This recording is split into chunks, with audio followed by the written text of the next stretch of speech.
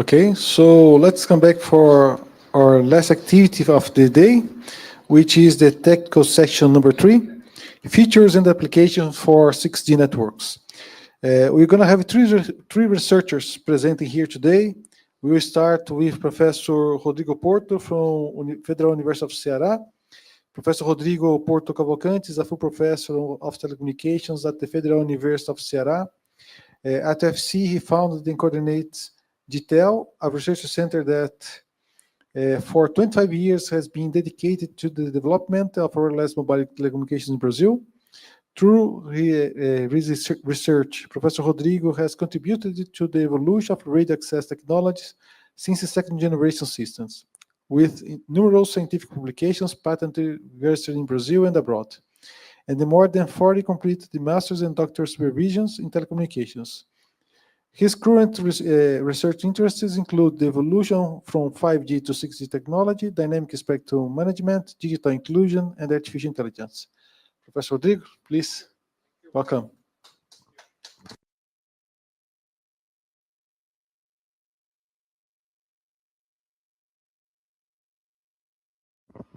Okay, so thank you very much for the xGMobile Center for the invitation. And in this presentation, I would like to discuss and present some of the building blocks, let's say, of the next generation wireless communication, 6G, the sixth generation. I will talk about 3 topics, and it's non-terrestrial networks, coexistence in shared spectrum, and I'll talk a little bit about integrated sensing. So the presentation is rather the layout of some challenges. Some of the topics we are looking at our research group, GTEL. So by the way, to start with, I'd like to present GTEL. GTEL is a research center at the Federal University of Ceará in Fortaleza. There was a center created, funded, and founded by Ericsson Research in Brazil for over 25 years. We have been working several projects with contributions in terms of academic papers and also patents since the 3rd generation systems in the start of the century. So to begin with, let me say a big thank you to Ericsson for the continuous support to our research group over these 25 years. GTEL has been working with several topics related to both the physical layer and a little bit of the upper layers as well.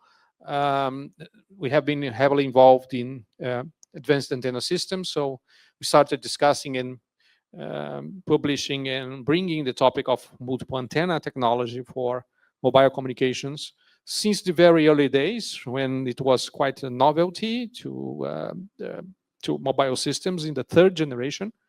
But then other topics such as CSI acquisition, pilot signal, pilot design and management.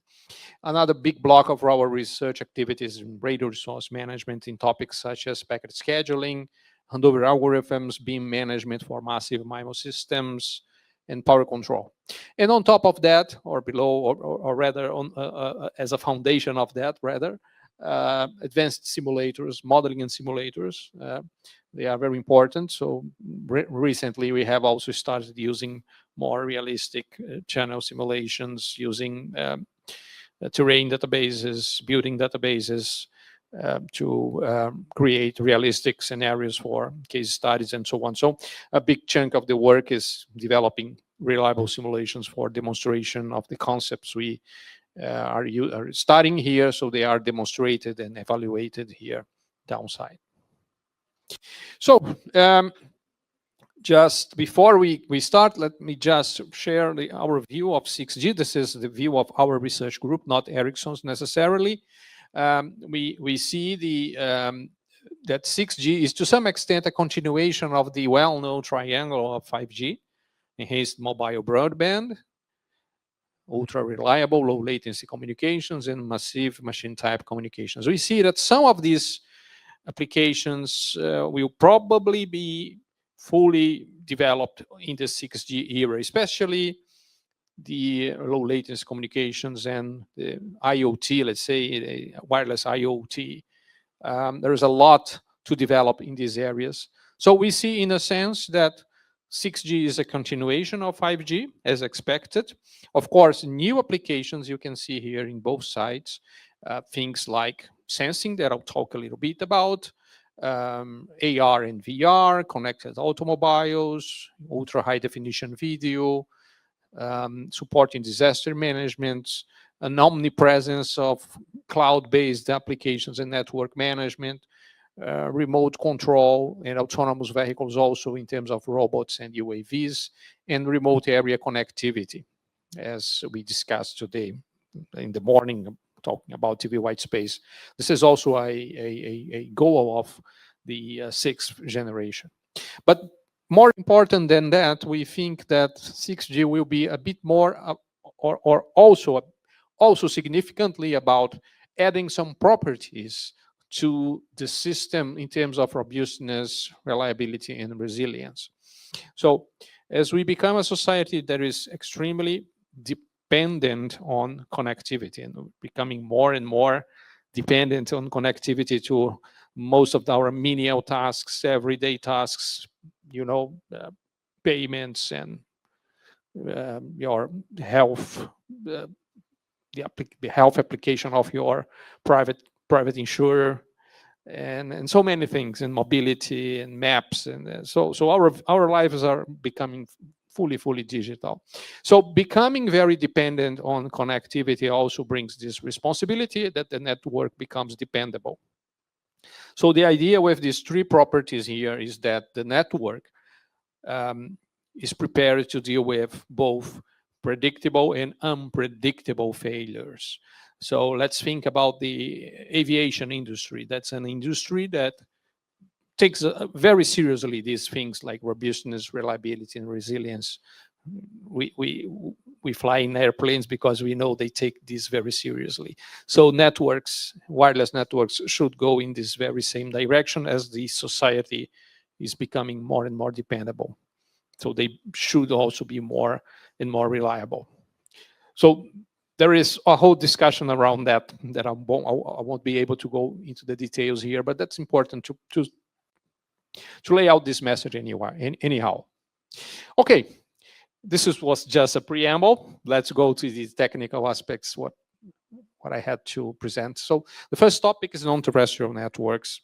And this is basically some slides showing challenges that we consider for satellite direct to device, which is we could call the version of 3GPP non-terrestrial network. You are probably aware of the preliminary and initial trials of Starlink with connectivity directed to smartphones. It's working in the USA, and their purpose is to serve out of coverage smartphone users for particular operators in certain regions where the terrestrial operator does not provide adequate or coverage or no coverage at all.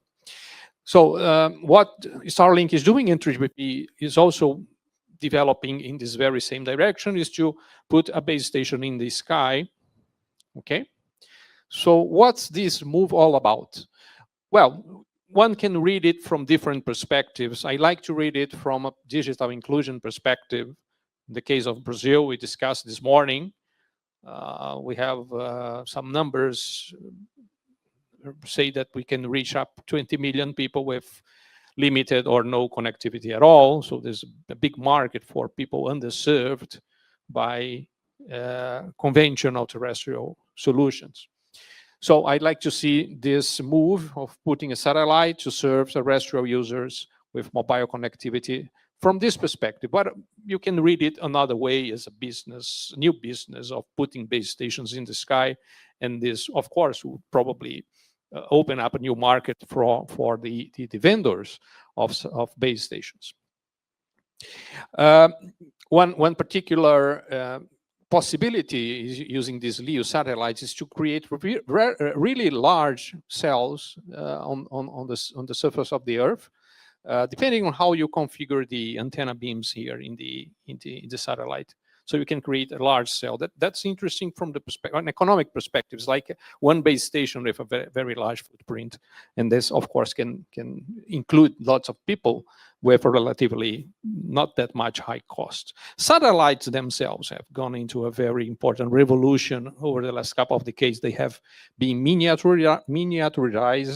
Their cost has, the payload cost of putting up a satellite in the sky using rockets has, of course, gone down exponentially. So the whole business makes a lot of sense now, and it's making satellites a hot topic again. But then we have practical challenges, especially in the uplink. So you're talking about a smartphone, talking to trying to establish a connection with a satellite in the sky. This smartphone was, of course, not designed to work with a satellite. So the uplink is very limited.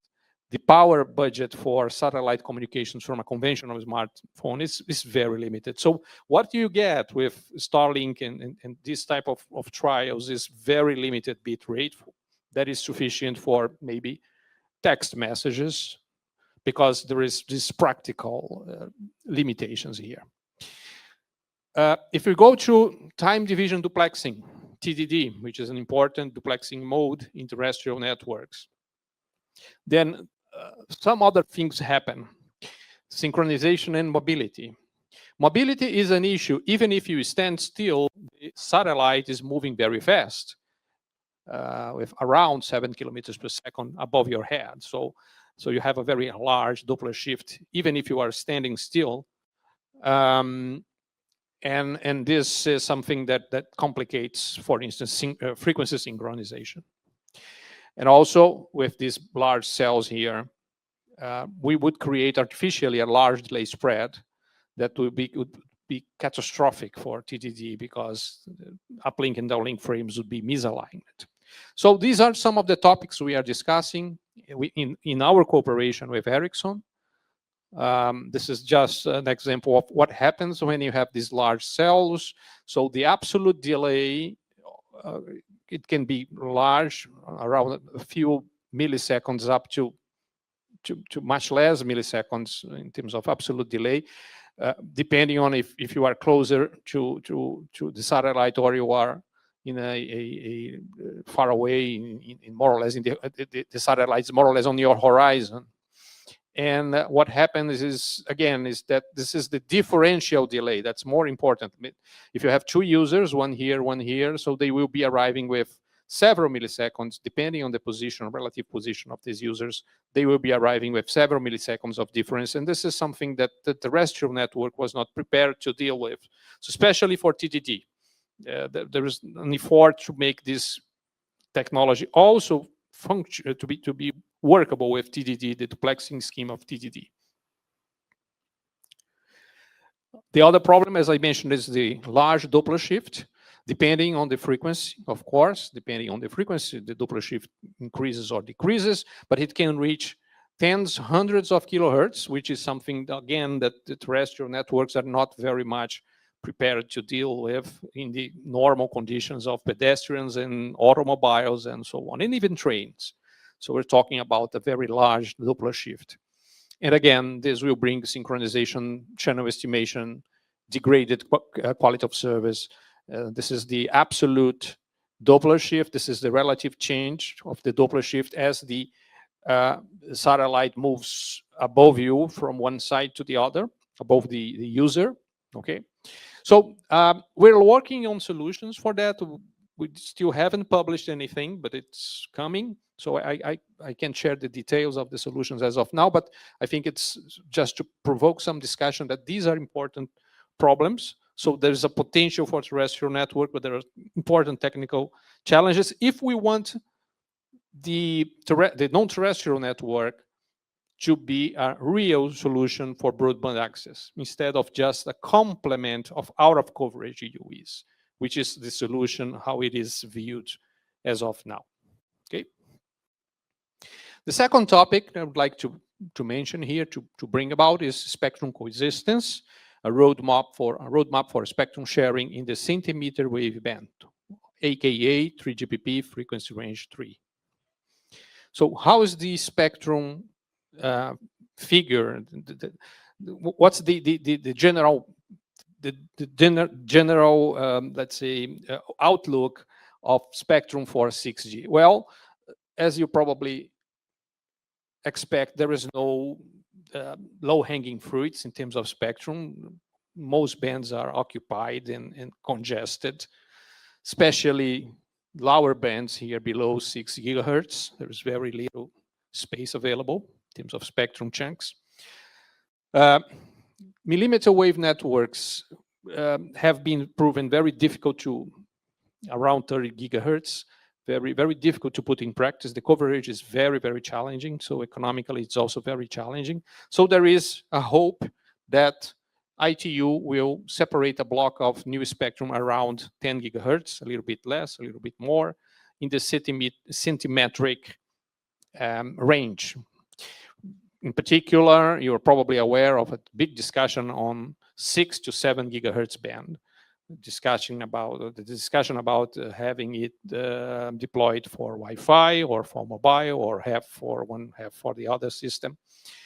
So this band here around 10 gigahertz is probably a compromise with still good coverage and plenty of capacity. So there is a lot of expectation that this will be the band that will be selected for 6G. The problem is these bands are occupied. There are incumbents there. Very much it seems situation similar to the TV white space we discussed this morning. There are several systems, especially satellite systems and microwave point-to-point fixed systems operating in these bands. The band is interesting, but it's not empty. There is lots of incumbents there.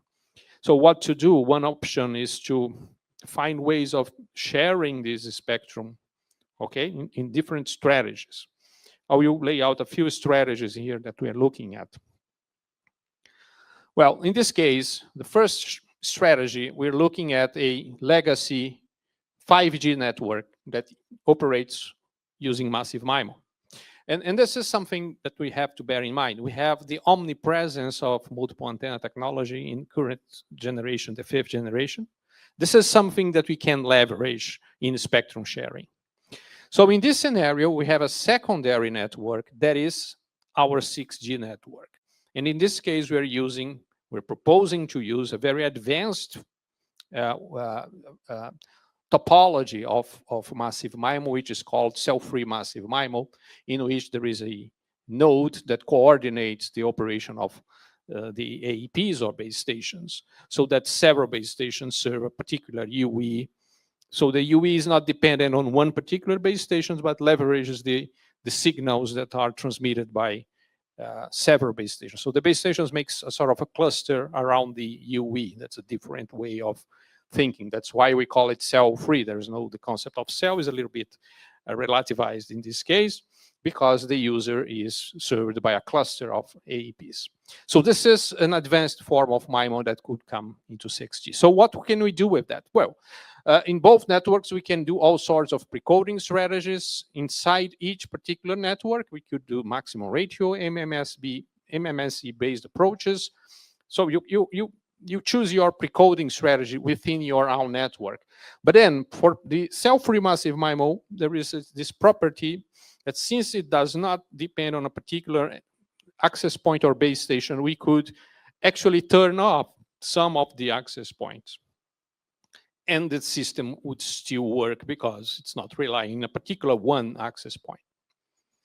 So with that in mind, there is a recent paper, and this is already a result that you can check on, a paper that has been recently published in the VCC, IEEE 2025 VCC conference. So we have this situation of two adjacent networks, a primary network, a secondary network, a primary network based on massive MIMO, a secondary network using this advanced form of cell-free massive MIMO. We have all these parameters here, but basically what the secondary network does is to learn the interference pattern that it causes on the primary network and then select specific radio resources and access points to be turned off so that you can finally control the amount of interference that this network causes on the primary one. And then we won't go into the details, but you get cumulative distribution functions of the spectral efficiency like that for the primary network, for the secondary network. And the main conclusion is that with that strategy, you can smoothly control a trade-off between the capacity of the primary network and the capacity of the secondary network by increasing or decreasing the amount of unscheduled secondary APs. And with that, you can actually have this finely controlled trade-off, and you can stop when the primary network reaches its, let's say, its limit of tolerable interference coming from the secondary network. We think that this could be a realistic scenario in which the two operators could make an agreement, the primary network leasing spectrum to the secondary network, given a particular maximum tolerance of interference being caused by the secondary network. Just to mention, two other approaches we're looking at is for the case of fixed point-to-point radio in frequency range 3, so around 6 to 7 gigahertz. So in this case, you have primary base stations and primary CPEs and 6G APs and UEs. And again, we would have some sort of learning pattern of how the 6G access points can operate without causing harmful interference in the primary fixed network. The advantage in this case is that these are fixed networks. So in principle, we can know their position. Let me go very fast here. We can also think about the dynamic TDD. So the primary network should have has a particular time slot pattern for uplink and downlink in TDD. These are two examples. The secondary network should adjust its pattern so that you can avoid catastrophic interference. Okay, so let me go to the third part, is integrated sensing and communications. I have some slides to cover it. In this case, we'll talk a little bit about integrated sensing and communications in general, and then a particular case of 3D imaging for situational awareness in 6G. So integrated sensing and communications, for those who are not familiar with the concept, is the proposal to leverage the existing communications infrastructure. So we're talking about towers, antennas, power, spectrum, signals, to reuse these very same elements to perform sensing. Okay? Instead, or not instead, but in conjunction with communications. It's sometimes called joint communications and sensing. Okay? So, so you have, for instance, a drone that is approaching a particular base station. With this technology, we could actually be able to detect that drone approaching a base station and setting off an alarm, for instance. Okay, this actually has happened recently in Europe, near some airports. Drones that were not expected to be there got closer to the airports and created some mess over there. So there is a lot of interest in this technology. Okay, so the first task in ISAC would be to detect a target, could be a vehicle, a person, or a drone, and eventually track its movement, track its direction. But we can think of this framework in a broader sense, and we can call it situational awareness. And this is just the replication of how humans think and how we use our cognition. So we start by perceiving the environment, comprehending what this perception means, and then projecting what is the trends that we are observing in that situation, that environment, so as to take a decision and act on the basis of that decision. So this is a system that very much we use almost without perceiving it. But we want to make it part of autonomous systems that can take decisions based on the perception, the comprehension of the environment. And Isaac is a fundamental concept and enabler of this perception here. So that's the first building block to comprehend, project, decide, and act. You can think of any application. You can think of sounding alarms, controlling an autonomous vehicle, a defense system that has to react to some situation, and so on. So let's see a case study that we is based on a very recent result that was just accepted on this symposium on integrated on joint communication and sensing. That's how they call it, JCAS. By one of our postdocs, Christopher Schwartz, with a colleague, Walter Freitas, and a researcher from Ericsson, Dr. Gabor Fodor. So in this paper, we are trying to bring some realism to the studies on Isaac. We have created with computer graphics and advanced computer graphics a scenario, a physically grounded scenario with two vehicles, a wall, a road, some pedestrians, some electrical poles, and so on. We created this realistically with their dimensions are in the scaled proportion. We use the materials that are typical of these objects with their electrical constants and so on. So more than that, most Isaac papers treat those targets as point sources, which is a very hard, it makes a lot of easier to simulate for sure and analyze, but it's not realistic. So here we are using a waveform with a specific bandwidth that will result in a specific spatial resolution. And then you get something like that.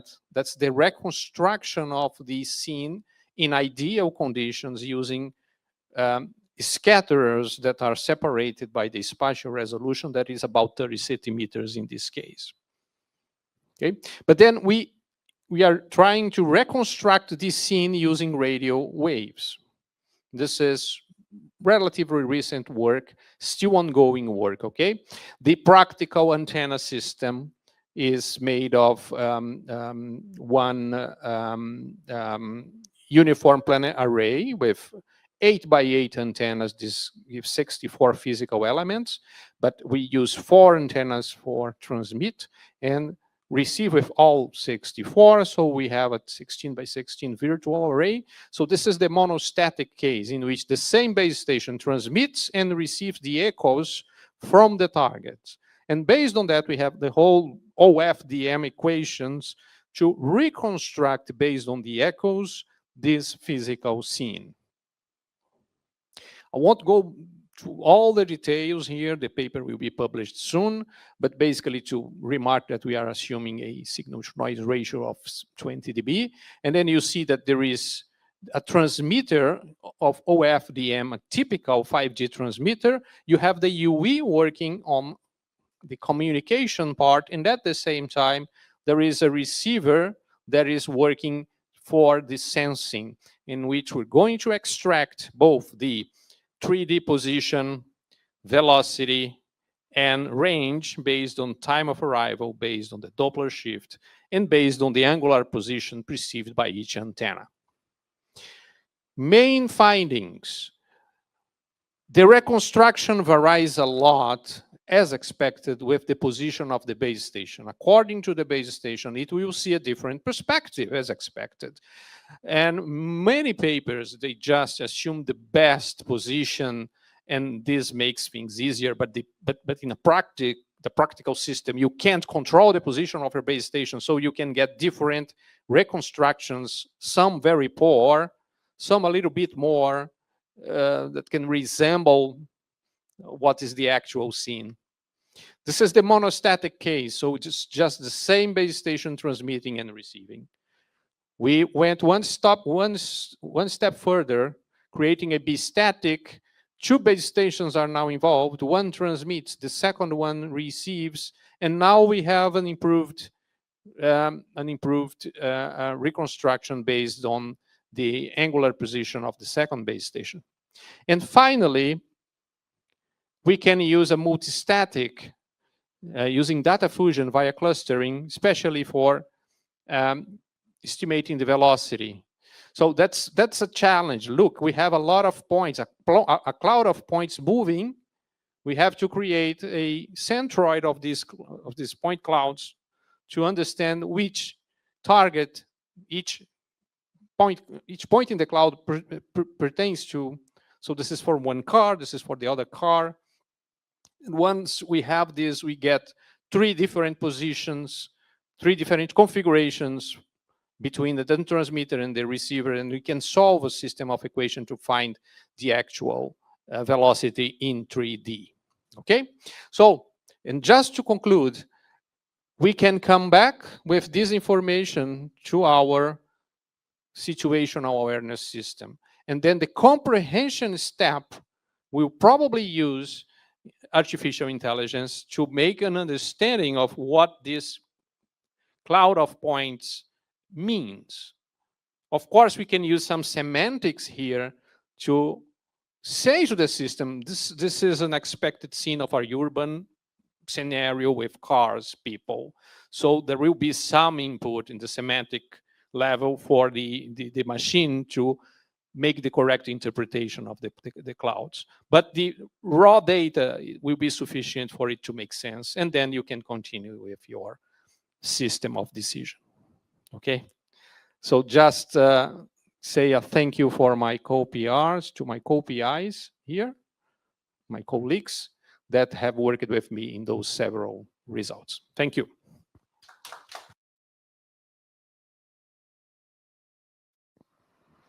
Questions?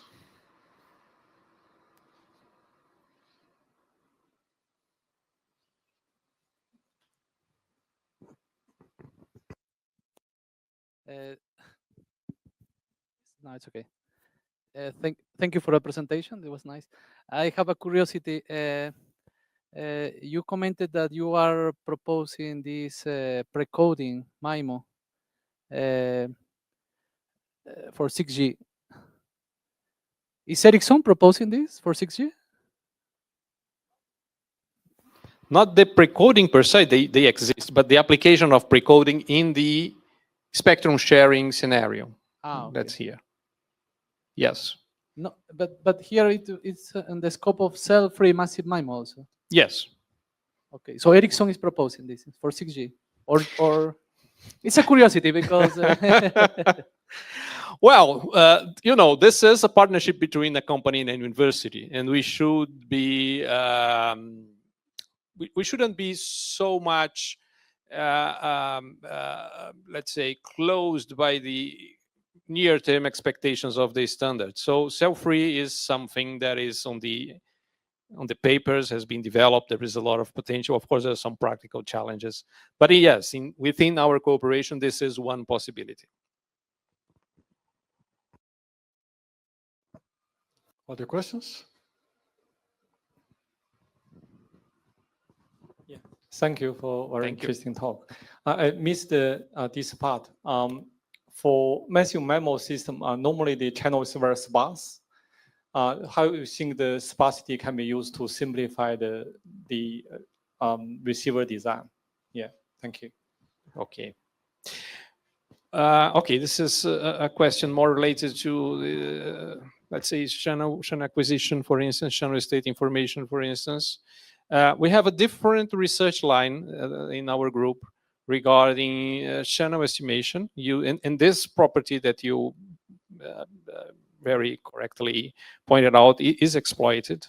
My colleague, Professor André de Almeida, works with tensor signal processing. So he uses tensors to decompose the channel.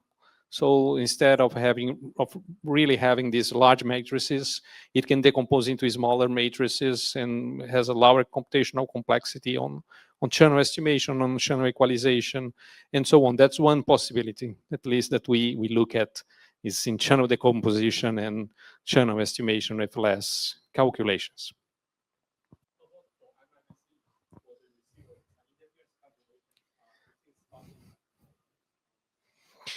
Well, I think in the case of MMSE, once you have the estimated channels, as far as I remember, we follow the standard approach, but we gain some reduced complexity on channel estimation. But that's a good question. I could bring to my colleague that is more specialized than me on MMSE precoders. More questions? So let's thank Professor Rodrigo once again. Thank you.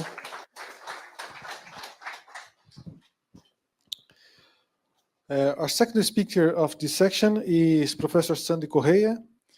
Professor Sandy Correa is Associate Professor at the Institute of Informatics at the Federal University in Goiás, where she has worked since 2010. She received her degree in computer science from UFG in 94, the master's degree in computer science from the State University of Campinas in 97, and her PhD in informatics from the Pontifício Católico University in Rio de Janeiro in PUC, 2011. She carried out postdoctoral and sabbatical research at Virginia Tech in 2015, and at the Iria Saklai Research Center in France in 2020. Her research interests include network systems, resource allocation, and performance evaluation. Her talk is going to be about leveraging 6G device edge cloud orchestrations of networked extended reality. Professor Sandy, the floor is yours. Thank you.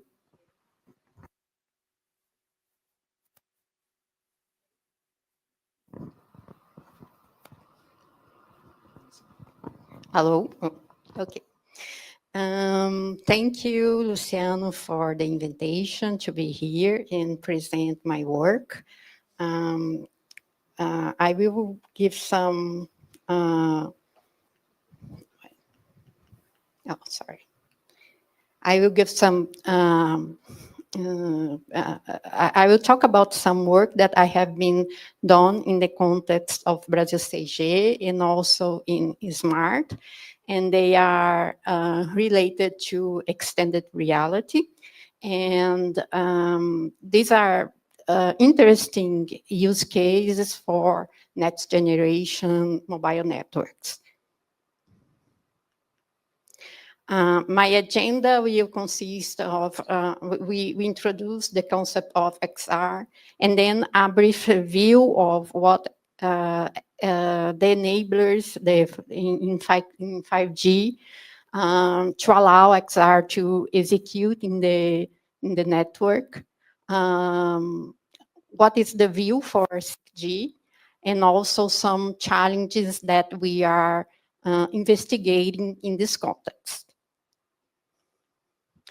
First of all, we can see that in recent years, the increasing we see that people are more interested in virtuality continuing.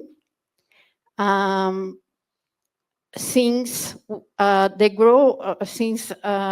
computing, processing computing, and also bandwidth has increased, and with these new technologies like 6G and like 5G and beyond, we also have low delays, which make this type of application interesting again.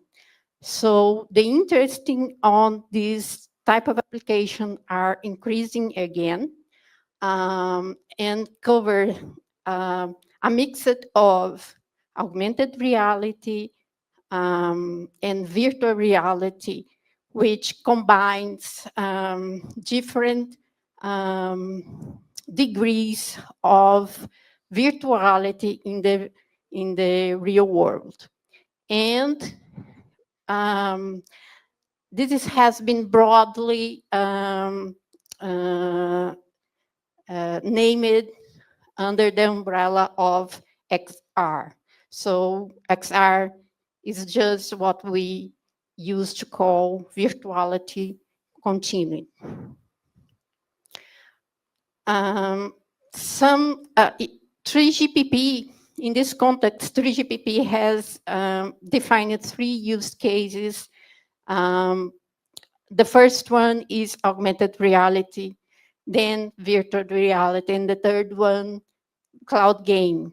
Each one having different requirements, but usually AR applications have asymmetric, more symmetric download link and upload, download link and upload link symmetric, while VR and cloud gaming are more explore more downlinks, and all of them. The delay for all of these use cases related to our AR and VR and cloud gaming should not exceed 30 milliseconds, as we can see here.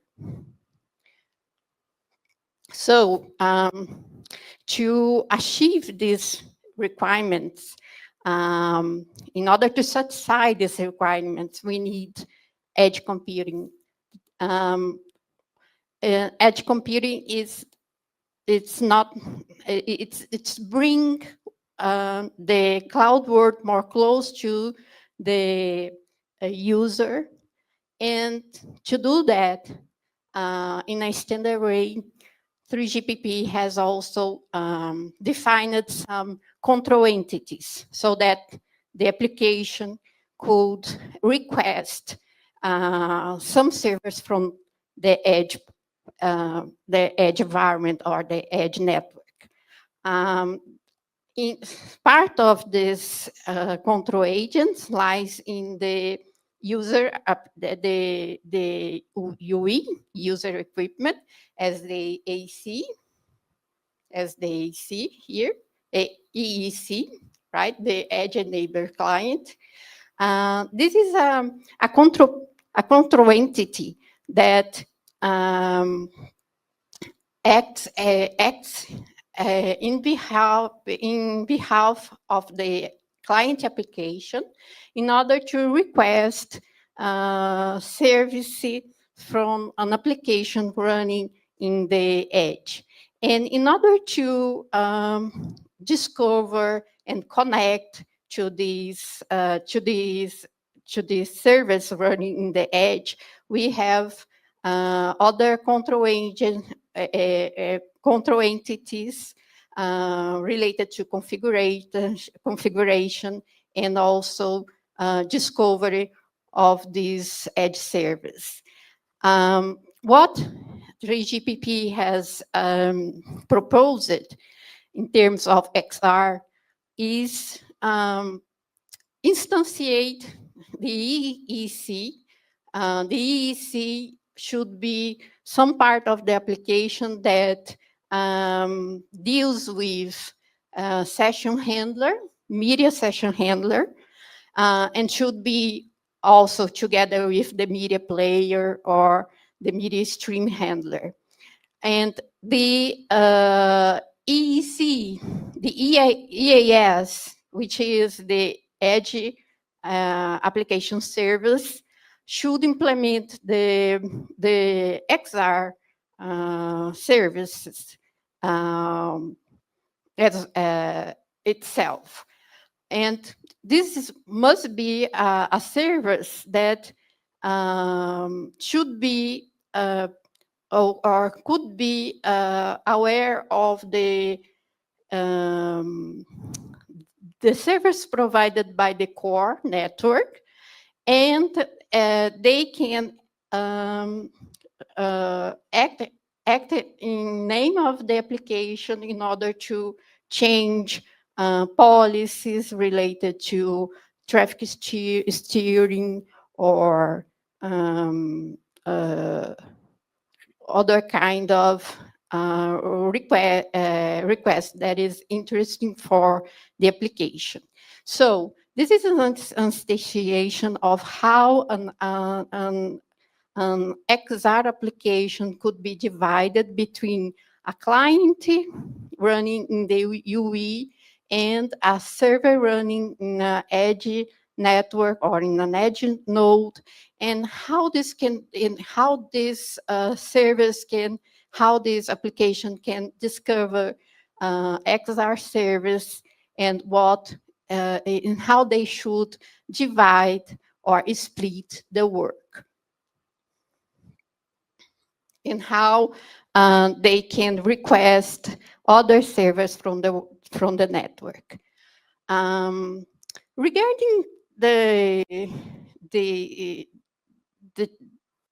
change of policy or the use of network information in order to better orchestrate the XR service, the literature and even 3GPP has worked with container-based orchestration.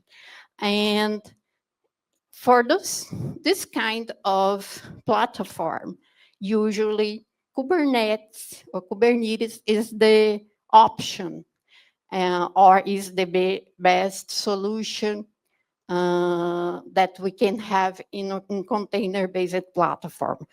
Or in other words, this is the container-based platform de facto. And the idea when you have an edge cloud continuum in 5G is that Kubernetes clusters are deployed within the edge networks, and some orchestrator like Carmada can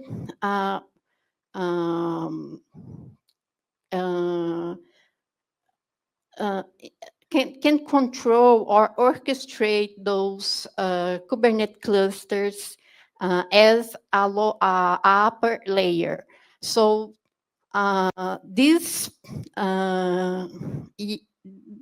kind of architecture is very close to multi-clouds, where the Kubernetes clusters are more close to the user, and the real cloud is orchestrated by a global platform that has the whole view of the network. Well, while this is an interesting architecture for orchestration, we see some gaps for the incoming 6G networks. The first gap that we are dealing with is understanding the demand.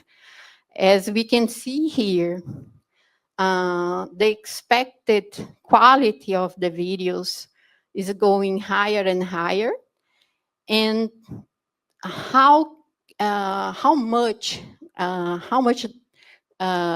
do they cost for the infrastructure? This is a question about demand that must be understanding, and in order to understand these partners, these demand partners, especially in scalability, in scenarios that require scalability, we need more tools than we have today. And also another issue that we identify in our investigation is related to portability. When we think about orchestration, usually is between the edge and the cloud, and we don't say anything about the user equipment. But as has been said here before in other talk, 6G is expected to have many devices connected, and these devices are very different from each other. So they are very heterogeneous. from each other. So portability will be a constraint, and a huge constraint in 6G. This is my view of of course, this is my opinion about these challenges, but it's one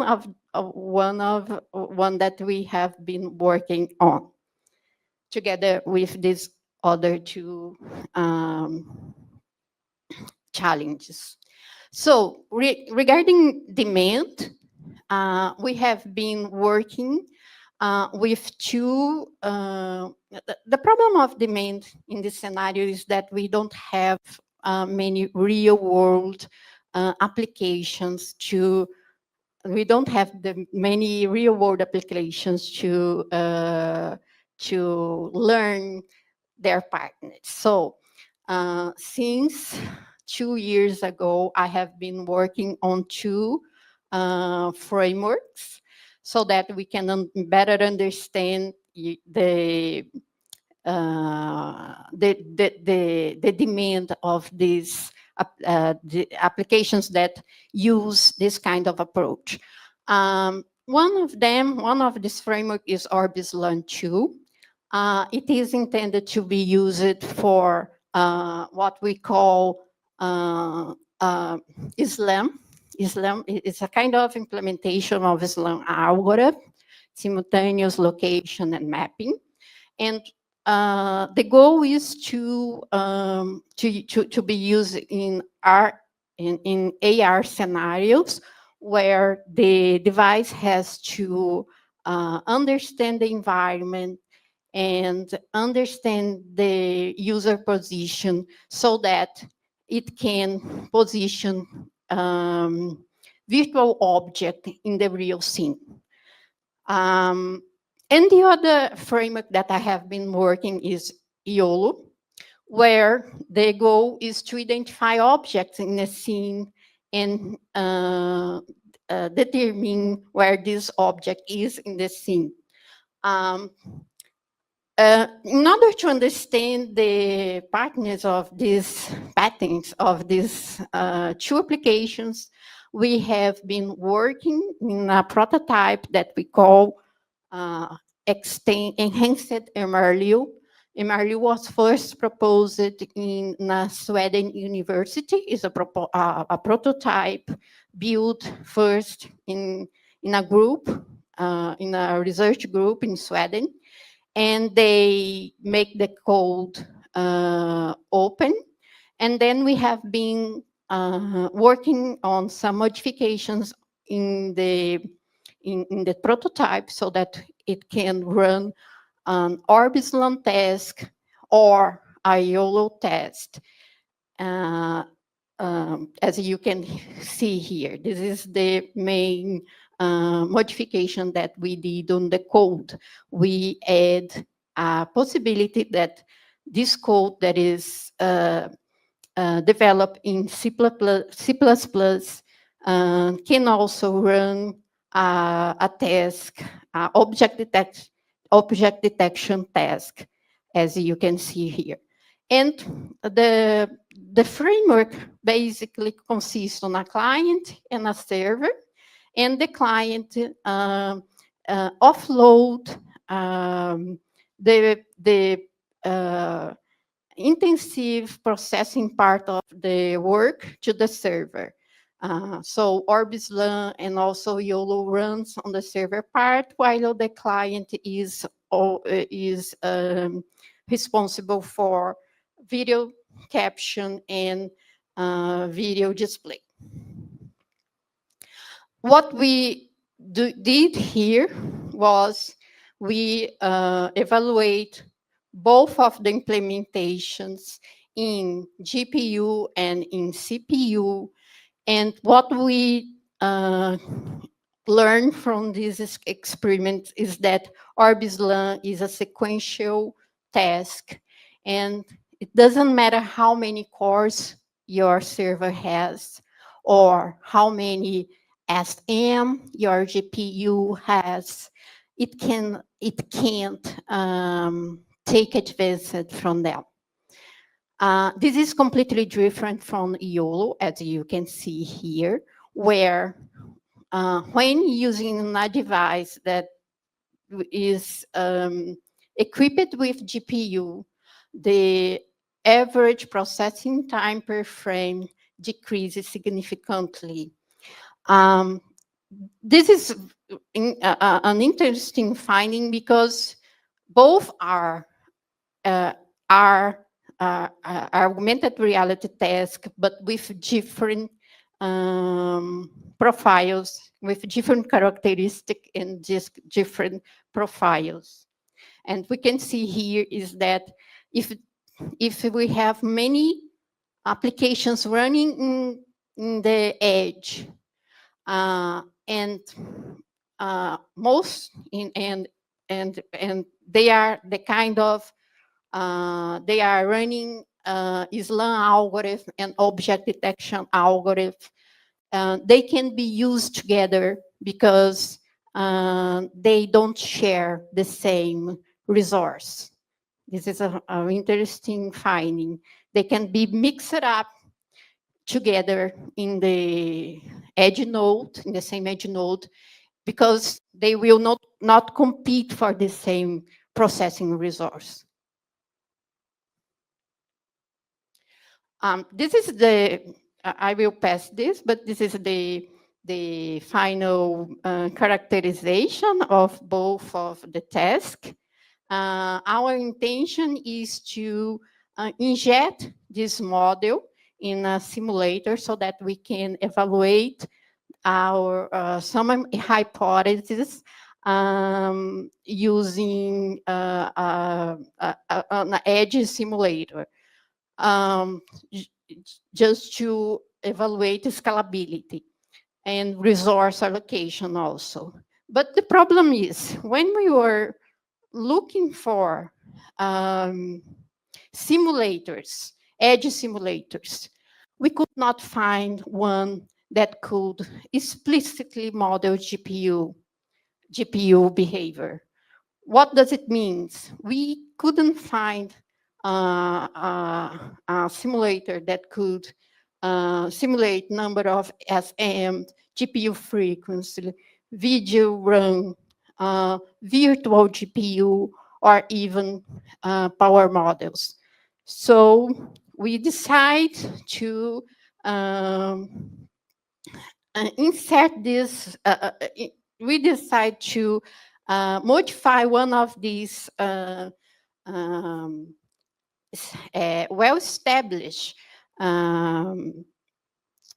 simulators in order to explicitly model GPU's tasks. And this is what is an ongoing work that we are working now.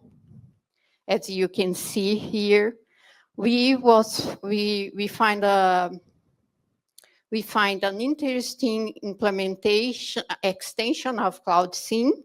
Edge CloudScene is the simulator that we chose, and it is an extension of CloudScene, and we could find another extension of CloudScene that model GPU tasks, but for the cloud, not so there is no mobility, no concept of mobility in GPU CloudScene.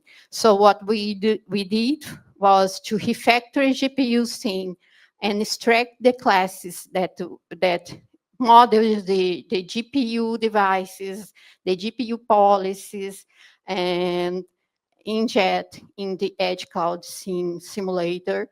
And now we have a new extension that we call GPU Edge CloudScene.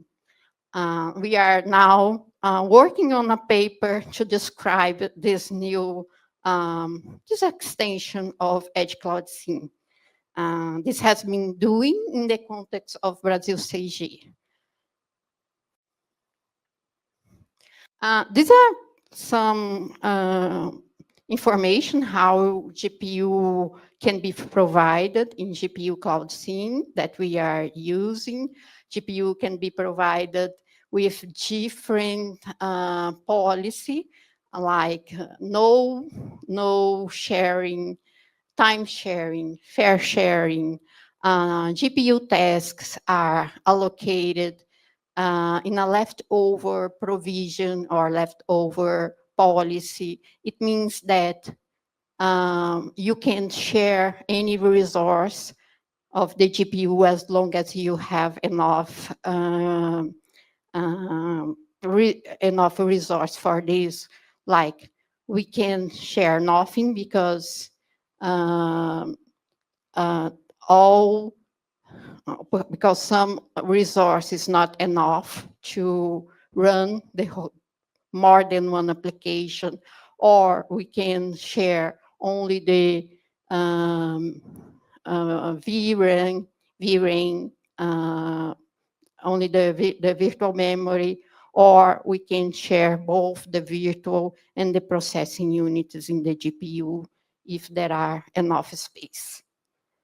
And last but not least, we are also addressing the problem of portability in the context of smartness. And here we are working with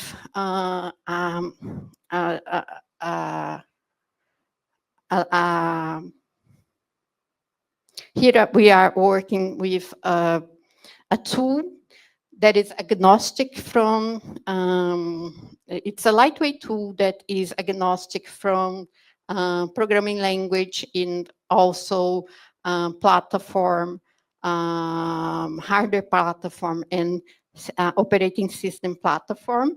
This is WebAssembly. We have been working together with Ericsson to port the YOLO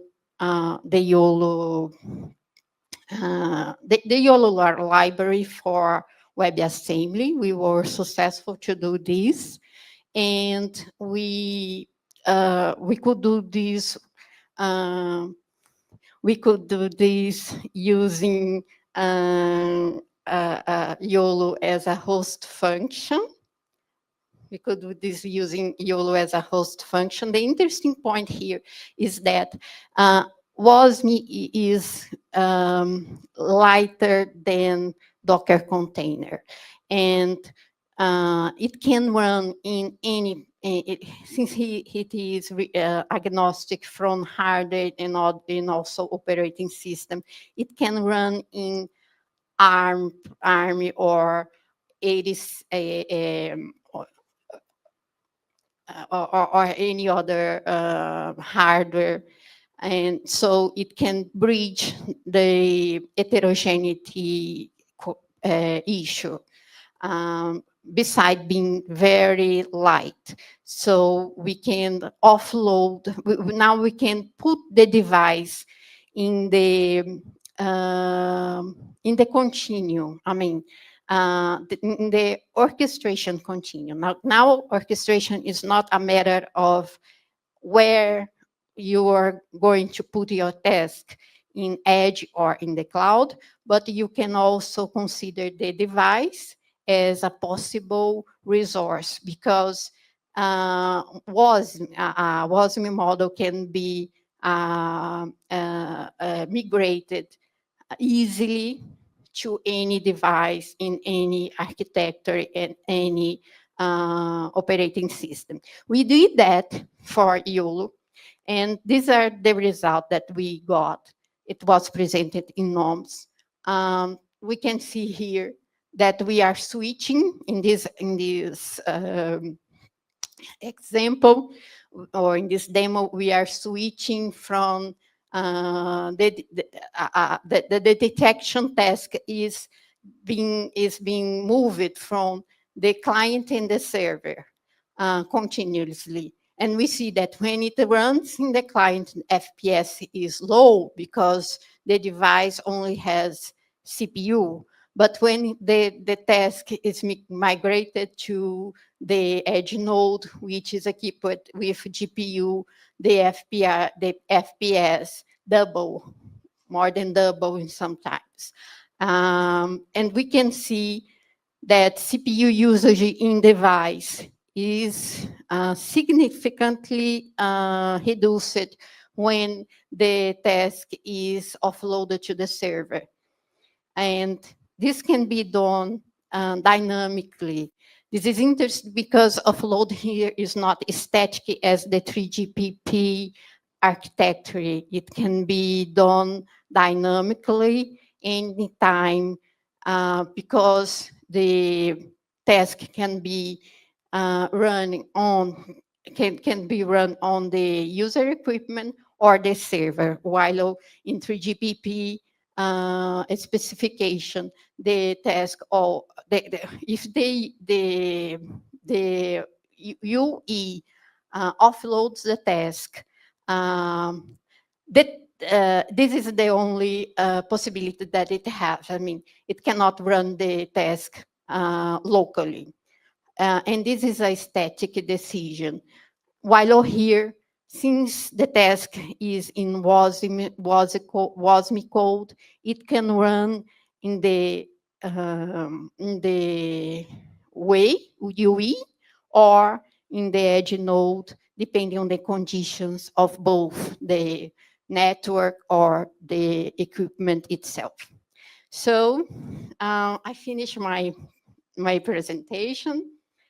And I thank you again for the chance to show what we are doing in this interesting project.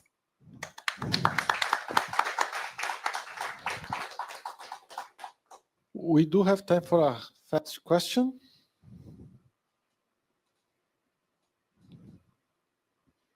I do have one. You have shown how you're approaching this idea of XR from the Brazil 6G and from the smartness projects, right? Right. How can you combine it? What's your vision to make a common effort between Brazil 6G and the smartness? How can you work together to do the next step? This is a very good question. I think it's not difficult since we are talking about the same application domain. We could start working with WASM also in Brazil 6G. What we could do is now profiling the task in WASM, as we did with we could port Orbis LAN, because now we have ported YOLO yet. So we already ported YOLO, and then we can port Orbis LAN to WASM and try and profile the application and compare with the native code. And this is this is the first step, but of course we can do more. We can start looking for orchestration in Brazil 6G. That is something that we are starting looking now in smartness. Okay, thank you very much. So let's thank Professor Sandy once again. Thank you. Thank you. Thank you for the presentation. So to close this section, I would like to invite Dr. Rafael Teixeira Sousa. He is a professor at the University of Mato Grosso, UFMT, and the research of the AI at the Center of Excellence in Artificial Intelligence and the Advanced Knowledge Center in Immersive Technologies. He holds a degree in computer science from UFMT and a master and PhD degrees from UFG. His works focus on generative AI, computer vision, speech processing, immersive technology, and time series forecasting. He leads the research and innovation projects that include the development of virtual assistants, medical applications, and predictive solutions for various sectors. Dr. Rafael, welcome. Okay, thank you, Luciano. Thank you for the invite. I promise to be quick. I know I'm the last one, and we've been here for the whole day. And I also don't want to lose the van back to the hotel. So yeah, let's do it quickly. Thank you, Luciano, for the invite. I'm here representing the Advanced Knowledge Center for Immersive Technology. It's also a competence center, just like the xGMobile. So we are like siblings, like both Embrapi competence centers, but we work specifically with immersive technologies. And as a AI researcher, I spent the last weeks thinking, okay, what can I say in this talk? It's a technical talk about applications with 6G. I don't work directly with network research, but I decided to bring some experiences that I've been having with building AI applications as the point of view of the network user, because I've been building AI and I've been dealing with network inside these projects, inside the AI pipeline. So I want to give like a quick overview of how AI have been changing recently and how network has been affected this change more recently. So first of all, I've been working with AI for the last 15 years. And back then, when I started, the scenario was quite different because we were working more with very specific problems in very specific models. So we were usually collecting field data, building the model, building the AI pipeline, and looking for metrics. We were trying to reach for the best model to reach the best metrics and very specific scenarios. So we are like early TRLs, like we're trying to get to the proof of concept to show that AI can work, because it was very, very early times. Like I'm talking about 2008, 2009. Back then, people didn't believe in AI. We didn't have this trust we have right now. Like, and right now, everyone is talking about AI. I spent the day here listening to amazing talks, and a lot of you guys talked about AI in some point of it. And also, thank you for the guy who talked about 3GPP, because I remember when my professor back in undergrad school, when I'm doing computer science, he tried to explain, and I was like, okay, there's some guys who decide how things work. Wait, there's some guys who decide how things works, and now I understand how it works.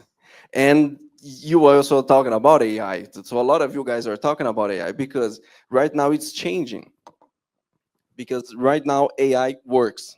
Okay, now we have these big models who can do a lot, and the AI development has been quicker. Every day it's quicker because the models get bigger, the models get better, they can solve multiple problems, and it gets even easier and easier to build an AI to solve a problem.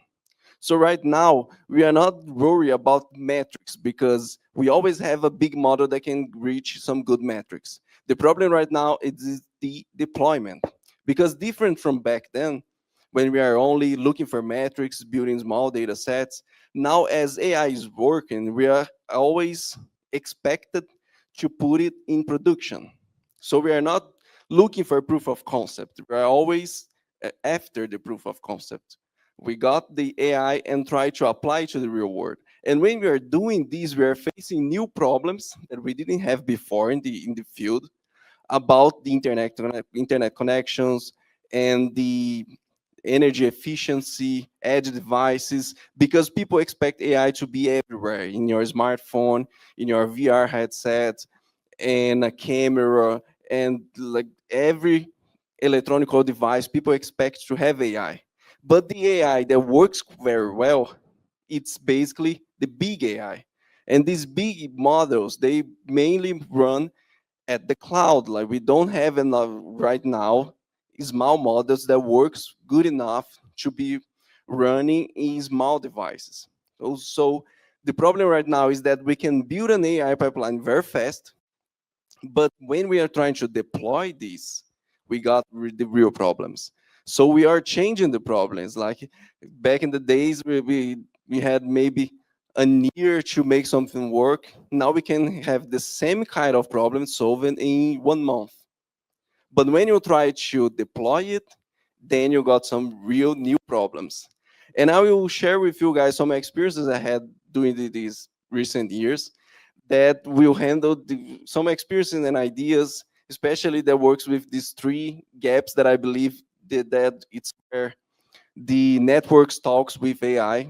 It's like how network affects the AI development, like the development of new solutions using AI, which is the latency, privacy, and energy efficiency, which is always also related to computational costs and things like this. The first example I'm gonna give you, it's back in 2021. My boss gave me a mission.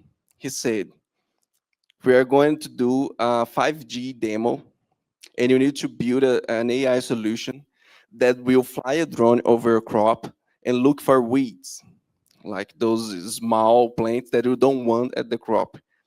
So I was like, okay, it's 2021. We have computer vision models. I've been handling with computer vision for a long while. It works quite well. Today, it's even better than 2021. And we got some few samples of weeds images, and we set up the pipeline. It was working perfectly, recognizing all the weeds. It was working reasonably well, but we are trying with a video of a drone flying over a crop. And it was a video in my computer with a wired connection, fiber. So it was very high speed internet connection, and the model was running on the cloud, and it was working perfectly. But okay, like the old way of doing AI, I had already done. Like I built a pipeline, I've tested it with controlled experiments, and it's working. So let's take it to the field and see if it works. So we take everything to the farm, connect the pipeline to the drone. And I remember I was like with my laptop, everything was running in the cloud because the laptop cannot run like these computer vision models. It wasn't fast enough. So we were using the cloud, and we connected with the drone. It was all set, all working. As the drone flew away, everything crashed because the connection between the computer and the drone, it was something that we was like, I knew it could maybe not work, but I wasn't expecting how bad it would be, because the AI model can process like high resolution images easily, but we cannot connect the drone to send high resolution images. So we had to change the pipeline. We spent out more time changing the pipeline to adapt to the network problem with the drone than to make the AI works. So that time, I think it was the first time that I had an AI pipeline that required more work for the network part of it than the AI, because the AI was easy and the connection was quite hard. Moving forward, we also got some different problems. More recently, we've been working with immersive technologies, as Sanji also told a little bit some examples here before. And in immersive technology, we've been working with more generative models. And there's the problem. Generative models are even bigger. So when I say generative models, are these models that can generate images, videos, and texts like ChatGPT, DALL-E, Veil that generate videos. These models are even bigger. Like you gotta use it in the cloud to get some good results. And we were trying to use it to immersive solutions, because the idea is we can use these models to generate these artificial worlds in a way that people will interact with this AI in a VR environment. And it works quite well. As I said, right now, it's easier to do this AI pipeline. We can do it very fast, very quick. It works very well. But the problem is the deployment. This is an example, like some pictures of one of the applications we did. You can see here in the monitor screen. It was like a VR environment, and the application, the idea of application was to make the VR environments more accessible for people with partial vision. So we connect an AI to this VR environment, and every time the person wants to ask about like what is in front of her, she can just ask to the AI about like what is in front of me, like where's the door? Oh, the door is at your left. So there's the audio interface. There's an LLM that needs to receive the image of what the user is looking at. So there's a lot of complex models that need to work to make this work. So we put it, most of part of it in the cloud, some part of it in a desktop computer, and just the lowest computational cost in the VR headset, because the VR headsets have a lot of the power efficiency problem. Like we actually have some computational power, but if you use it, the battery depletes very fast. So it end up doesn't last enough to do the experience and everything. So this is the setup we did to test with some people with partial vision. Like we had to took the student's computer. This is the student, her PC here, her monitor, and the Wi-Fi router was around here. This was like the only setup we could achieve, like organized to have low latency at the whole pipeline. So we had to gather everything in the same room, because the pipeline was working, but we didn't knew exactly where to put each operation. So when I saw Sam talking about these simulations of how putting the AI model to run in one device or another, and I was just thinking, okay, that's what can solve our problem here, because we were basically trying to handle the easiest way to make it work, because the network was really the main roadblock we had for this application, because the AI is working easier, and the idea of the AI working, like being easy to build pipelines, it's quite common in the AI field, because we're looking into creating new models, new AI to other people use it, because AI don't solve AI problems. AI people solve other people's problems. So the idea is always to make the most accessible model that anyone can use it to solve his own problem. So this is why I believe that 6G probably will help us to develop these solutions, more complex solutions that we are trying to develop, and we are hitting this roadblock about the network connection, and make it easier to also make it more accessible to other developers that doesn't understand like all the aspects of the network to find the better setup. This is another application. We also had like the same kind of problem. It's a virtual museum of Tarsila do Amaral. And it's not only the virtual space, but you can ask some questions about the artwork, and the own Tarsila will answer you. So there's a recreation of Tarsila do Amaral, and she speaks with you about her artwork. And we got the same kind of problems, like how we handle the different models we need to put it to work, because we need an audio interface to handle the speech. We need an LLM to generate the answer. We need to recreate her face. So we have multiple tasks to build the whole pipeline, and this problem of which device will handle each one of these tasks. Like this is one of the problems we've been having recently. And for the last, the federated learning, because I also work a lot with healthcare applications, and it's an idea that since we start to have big models, we start to have to look into federated learning. It's a way that we believe it's gonna try to solve how to build big models with data that cannot be gathered in the same place. So like especially healthcare data, when you have private data in each hospital or each clinic or medical office, and you need to gather all this data in one model, but you cannot gather the data. So you send the model training. It's like the idea is to do some sort of distributed training. This is a not recent idea. People have been working with this for a while, but it's still quite complex because it requires a lot of going between the model and the data source. And it's been quite complicated to build like in an easy way, build a pipeline with federated learning.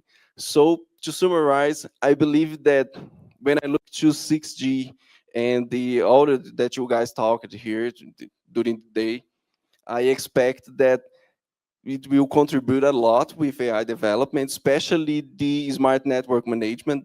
So we'll have all these devices connected to build these immersive solutions, and we will probably be able to build these AI pipelines, and it's gonna work way better, especially when we talk about latency, and also the traceability, because the confidence is something that a lot of companies have been worried a lot, because AI, we are always dealing with data. So when a company uses AI products, you are always sending your data to somewhere to be processed in some model that sometimes you don't know where it is. You don't know what is happening with your data. So a lot of companies is care about using products developed with OpenAI GPT API, for example, because they don't trust OpenAI that much. They don't trust in the network between here in the servers. So there's some aspects in trust also that I believe can be helped.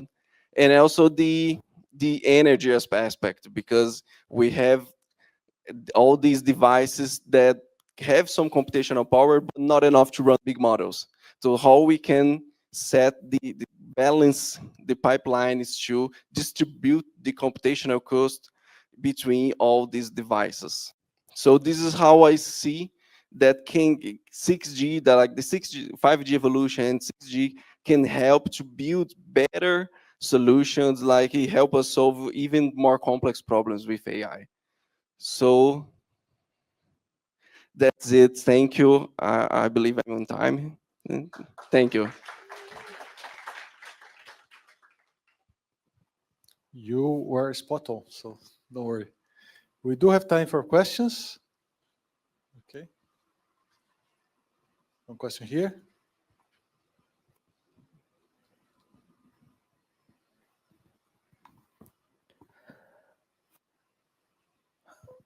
Oh, thank you for best presentation.